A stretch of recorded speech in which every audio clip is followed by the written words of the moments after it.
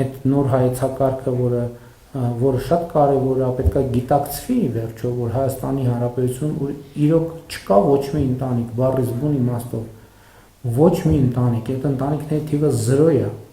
որ ինքը իր կարիքների համար ավելի շատ գումար է ծախսում, քան Հայաստանի Հանրապետության պետական բյուջեն։ Նույնիսկ ամենաունևոր ընտանիքների դեպքում սա 100% ճշմարտություն է։ Պետական բյուջեն է Հայաստանի Հանրապետության ցանկացած ընտանիքի բարեկեցության թիվ 1 աղբյուրը։ Եվ իմ համոզմունքը նաև այն է, եւ դա գնալով ավելի հիմնավորվում, որ Հայաստանի Հանրապետության յուրաքանչյուր ընտանիքի եւ մարդու բարեկեցությունը առաջին հերթին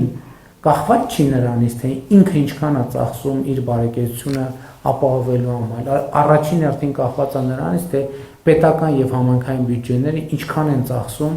իր բարեկեցությունը ապահովելու համար։